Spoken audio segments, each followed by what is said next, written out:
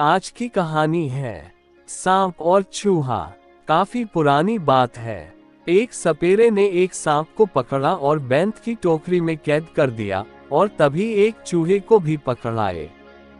चूहा मेरे सांप के लिए बढ़िया भोजन है और सांप की ही टोकरी में डाल दिया।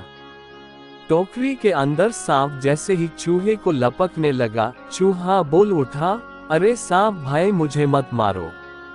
अगर तुम मुझे नहीं मारोगे तो मैं तुम्हें इस कैद से आजाद करा सकता हूँ। सांप हैरान था कि ये नन्हा सा चूहा उसे कैसे आजाद करा सकता है। जब मैं इस कैद से निकलने में कामयाब नहीं हो सका तो तुम मेरी क्या मदद कर सकते हो? देखो मुझे बहुत जोर से भूख लगी है, फिर तो क्या फायदा, मुझे खाकर यूं भी तुम्हारा पेट भरने वाला नहीं।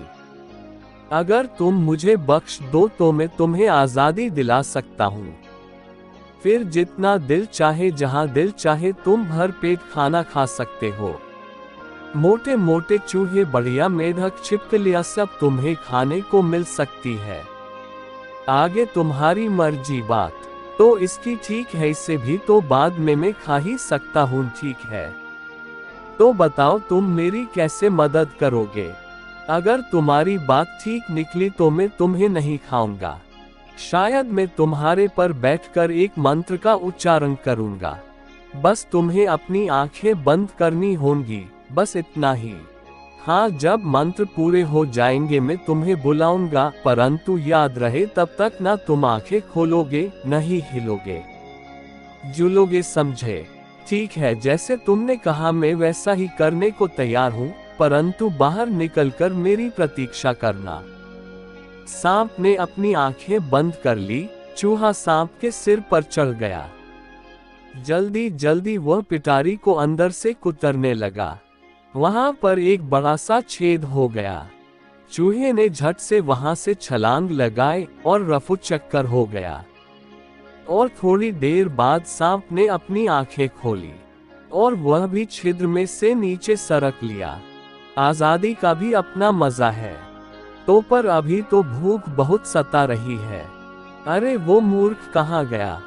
शैतान शायद भाग गया है। जाएगा कहाँ? अभी ढूंढता हूँ उस नटखट शैतान को। और वे चूहे को इधर उधर तलाशने लगा, परंतु चूहा तो कहीं खो गया था। कुछ दिनों के बाद सांप को चूहों का एक बिल नजर आया। वे समझ गया कि जरूर चूहा इसी बिल में होगा और जल्दी ही चूहे की मुंडी उसे वहां नजर आई। ये धोखेबाज यहाँ है, अब ये मुझसे बचकर कहाँ जाएगा?